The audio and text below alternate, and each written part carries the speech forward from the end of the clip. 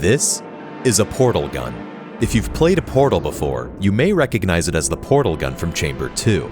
And if you've never played Portal, here's why it's so important. The portal gun allows the player to create their own portals, and this is the room where you first acquire one. But in order to reach it, you have to wait for it to fire a portal through this hole in the wall so you can walk through. Unless it misses. That's right, the portal gun just straight up missed the hole and fired a portal on the wrong wall. This is a pretty big problem because it leaves the player soft-locked with no way to progress. The cause of this bug is the result of a few oversights related to the portal gun's implementation. And although these oversights can be used to cause a soft lock, they can also be exploited in just the right way to save a whopping 4 seconds in a full game speedrun. Let me explain. The portal gun on this pedestal is a legitimate portal gun. It's the exact same entity type as the player-held version of the gun, and it has all the same functionality. It fires blue portals in whatever direction the gun is facing, so each time the gun is rotated, the portal always ends up where it's pointing. What's particularly interesting about this setup is how this rotation is achieved. The portal gun is rotated using an invisible door placed inside the pedestal. Although there's no actual model associated with it, it's just an invisible block. But functionally, it is a door. This door is only capable of rotating 90 degrees clockwise and counterclockwise, but the developers made clever use of object parenting to get a full 360-degree rotation. While the door is opening, the portal gun is attached to it and inherits its movement. But while the door is closing, the portal gun is unattached from the door, so it won't follow its rotation back. This process is continuously repeated, resulting in the portal gun rotating counterclockwise each cycle. This setup actually works pretty well. At a glance, it doesn't even seem like there's anything wrong here, but evidently it's possible for the portal gun to become misaligned with the hole and miss it. Why? The culprit is the invisible door that rotates the portal gun. But it's not that the door rotates too much or too little, it's that the door only rotates half of the portal gun. Nearly every entity in the source engine is made up of 2 distinct halves, and to demonstrate this, let's rip this turret's soul out of its body. Here we have 2 identical representations of the same object, but don't be fooled, they both serve very different purposes. The exact relationship between these 2 halves can vary depending on the entity, but for the entities we're concerned with, it works like this. The blue wireframe is responsible for the entity's physics simulation. It can be picked up, pushed around, jumped on, knocked over, and interacted with by other physics props. This component of an entity is referred to as its V-physics component. The red wireframe is responsible for basically everything else. It's where the entity is visually rendered, it's where the turret sees and shoots from, and funnily enough, it's even where the V-physics half is picked up when the use key is pressed. But unlike the V-physics half, it can't be pushed or toppled, nor can it interact with other physics props. This component doesn't have a single, well-defined name, often being labeled the entire entity. It's sometimes colloquially referred to as the Q-physics component, but in our case, it's more intuitive to refer to this half as being the entity's visual component. In virtually every scenario, for every entity in Portal, the locations of the visual component and the V-physics component are identical. The storage cube demonstrates this nicely. Its red and blue wireframes are perfectly in sync, resulting in a green wireframe. The game achieves this by teleporting the red wireframe to the blue wireframe every time the blue wireframe moves. This means the entity's overall movement is governed by the V-physics component, and the visual component simply follows along. If I restore the turret's normal behavior and give its V-physics component a slight nudge, the teleport becomes evident. I don't blame you. All of this applies to the portal gun in Chamber 2. Initially, the portal gun's visual component and V-physics component are oriented the same way, indicated by the green wireframe. But when the gun rotates, only the visual half is moved with it. The V-physics half is left behind. This directly goes against what we saw with the turret. The expected behavior would be for the visual half to follow the V-physics half. So what's going on? In the code responsible for updating an entity's V-physics component, there's an explicit check to see if the entity is attached to another object. If it is, then the game completely skips the physics update and does nothing. If you type developer 1 into the dev console and load into chamber 2, you can actually see this error message fill the console as the game continuously skips updating the gun's V-physics. The idea behind this check is that if you willingly attach a physics object to something, like an invisible door, you most likely intend to override the object's ordinary movement. And it's a fair assumption, because in normal gameplay, none of this is a problem, since the portal gun fires portals using the rotation of the visual component. It doesn't matter if the V-physics gets left behind, because it isn't moving, and it won't interfere with anything for as long as it isn't moving. But we can make it move. By touching the blue wireframe with another physics prop, its orientation will change, and the red wireframe will snap to it. This allows us to point the portal gun in any direction, as long as a force is applied to its V-physics. You can see that there's a bit of elasticity when doing this, and that's because the gun constantly attempts to move itself back to its default orientation. But remember, when the pedestal rotates, the visual half separates from the V-physics half. So if we point the portal gun in a different direction, wait for it to begin rotating, and then stop touching it, it remains locked in its new orientation. Now the portal gun is stuck pointing the wrong way, and this offset is maintained throughout every rotation cycle. If left alone, it will never fire a portal through the hole in the wall. With all this in mind, here's a route showcasing how to perform this softlock in real time. So the first thing you want to do is walk over to this portal to get into the main chamber. But instead of jumping down to the portal gun, you actually want to jump over here to grab the radio on the ledge. Now, it's worth noting that this radio doesn't actually spawn unless you have the Heartbreaker achievement, so you can't actually do this on your first playthrough, you have to beat the game first. But then you just get close to the gun with the radio, it's easier to do on this side. And then basically you just rub the radio on the gun to move it around. It's definitely finicky because you can't really see where you're moving the gun, but you basically just want to get it to an orientation where it's not shooting the portal through the wall. And then once you've moved it out of the way, you wait for it to rotate, and then you throw the radio away, and now it's stuck like this. So now the portal is just being shot all over the floor. I don't think that's what the game designers intended here.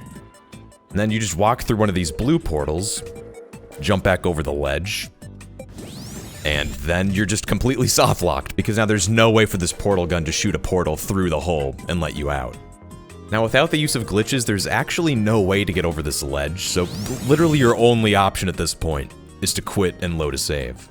Definitely one of the goofiest ways of getting soft-locked in the game. But it's more than just a novel way of becoming soft-locked, because as mentioned at the start of the video, moving the portal gun has applications in speedrunning as well. Since the goal of a speedrun is to complete a game as quickly as possible, anything that forces a runner to wait before progressing is about the worst thing that can be encountered. Chamber 2 is notorious for this. The level begins with 20 seconds of dialogue that need to play before the entrance door opens, but it doesn't end there. Once the door does open, we still have to wait 5 seconds for the portal gun to rotate and fire a portal on the wall, which then lets us in the chamber. It doesn't matter whether you take a fast line out the door or a comically slow one. Either way, the same amount of time is wasted. But if the portal was already there, we'd be able to enter the chamber early and save time. This is exactly what runners had to gain by moving the portal gun, and conceptually, it's not that difficult. Because the default orientation of the portal gun aims directly through the hole, all we have to do is give the portal gun a little tap to snap it where we need it to be. The real problem is finding a way to do this from the start of the level with this pane of glass in the way. Speedrunners eventually discovered that the coffee mug found in the relaxation vault at the beginning of the game can get the job done. It's a physics prop that shatters into smaller physics props that can be preserved through fizzlers.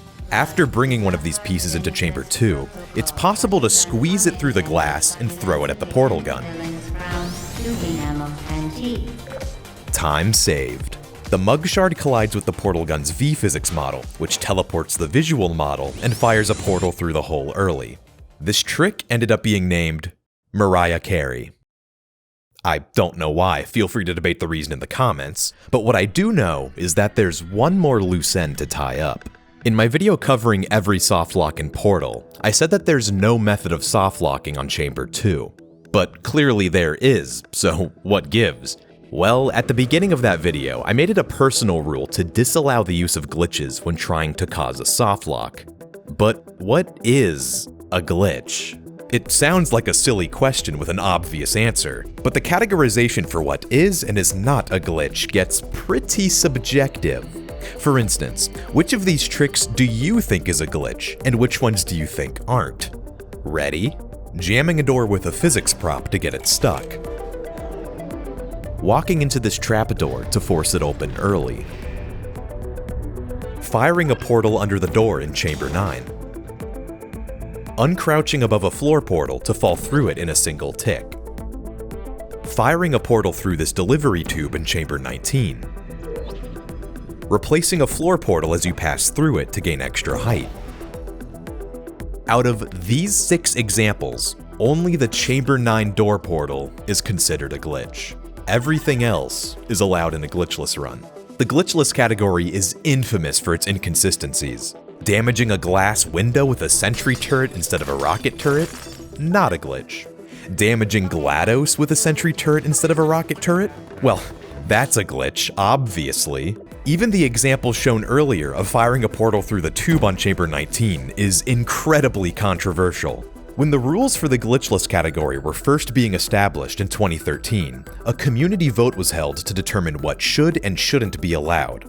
With a single vote making the difference, shooting through the tube was deemed a glitch and therefore banned from the category. Except not really.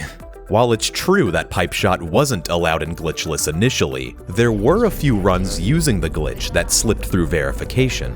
As time went on, the number of runs utilizing pipe shot increased and eventually became so common that they stopped getting rejected altogether. What was once labeled a glitch had worked its way into glitchless. By the time this was noticed, there were already thousands of speedruns on the leaderboard. It was too late to go back. So is the glitchless category just a farce then? Not necessarily, because maybe it isn't glitchless, but rather glitchless. Maybe the glitchless rule set isn't supposed to be the ultimate authority for what is and isn't a glitch, but instead a guideline that runners merely agree to follow in order to compete fairly. So although Mariah Carey isn't explicitly on the list of banned glitches, I chose not to include it in the softlock video as I felt it passed a slightly modified version of the duck test. If it looks like a glitch and behaves like a glitch, it's a glitch. And it's not the only thing about the portal gun that feels glitchy. If you walk into the portal gun from this side of the room, you can pick it up. The same goes for this side as well. Makes sense. But you can't pick up the portal gun by walking into it from the other 2 sides. Instead, we just bump into the gun without grabbing it. Furthermore, grabbing the portal gun with the use key is pretty inconsistent as well. I can't pick it up while standing right next to it, but suddenly I can grab it from all the way over here? What's going on? If we look at the portal gun's hitbox, nothing seems too out of the ordinary. Sure, the bounding box is slightly biased to one side more than the other, but the collection hitbox extends 36 units in each lateral direction, so there shouldn't be a problem with grabbing it from any particular side. But watch what happens when the portal gun rotates. The hitbox follows the portal gun's position, but not its rotation, causing the hitbox to become desynchronized from the visual model. At some angles, the desync is so significant that we can't walk close enough to the gun to pick it up. So it isn't solely the direction of approach that determines whether or not you can pick up the gun. The facing direction of the gun matters as well. Part of the reason the hitbox becomes so disjointed is because the portal gun's pivot point is all the way at this end of the model, which magnifies the desync more than it would if the pivot point was in the center. Now, the fact that the hitbox can't rotate is especially odd because it isn't caused by any sort of engine limitation. In Half-Life 2, there are plenty of entities that function just fine with rotating bounding boxes. Ammo pickups are a good example of this. Notice how the orange outline accurately follows the rotation of the model. Weapon entities, on the other hand, use an older, more archaic method of calculating a bounding box, one that's always axis-aligned and can never rotate.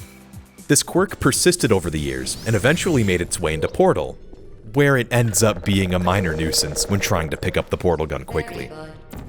Seriously, this is really annoying. It even made its way into Portal 2, although you wouldn't know it if you only played the single-player campaign. While the portal gun props in Portal 1 are actual weapon entities, this portal gun is a generic entity that's set to use the portal gun's model. What this means is this portal gun is a fraud.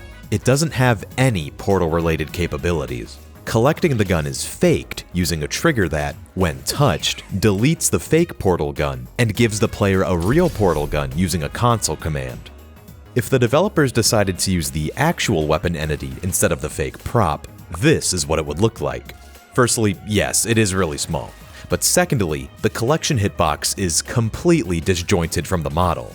It isn't really a problem in this particular instance, but given the fact that this portal gun doesn't need to fire portals, it ended up being preferable to just fake it.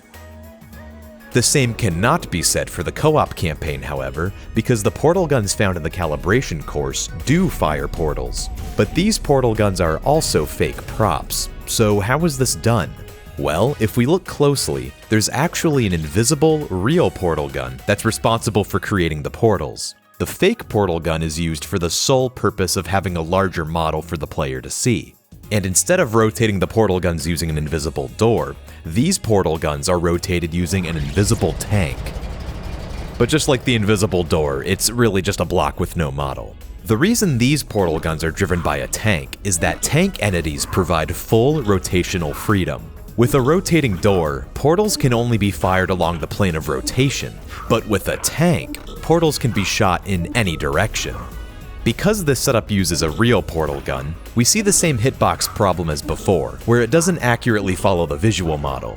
This actually allows Atlas and Peabody to fit underneath the gun and get trapped in the pit that it rises from. So if you've ever wanted to softlock your Portal 2 co-op playthrough immediately after starting, there you go. As for Mariah Carey, it isn't applicable in Portal 2. The only reason it works in Portal 1 is because the portal gun is periodically detached from the door. The portal gun in Portal 2 is always attached to the tank, so its visual component can't be influenced. But even in Portal 1, Mariah Carey isn't really used anymore. While it was briefly used by a few runners to save time in Chamber 2, it was recently superseded by a different glitch that teleports the player directly to the portal gun. But that's a story for next time. Thanks for watching.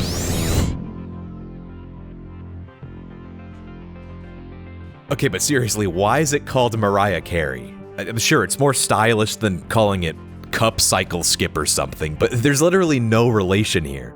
Next we'll have super amazing epic glitch, or subscribe to my Patreon skip. Which you shouldn't skip because I appreciate it and your support helps me a lot. Okay, bye.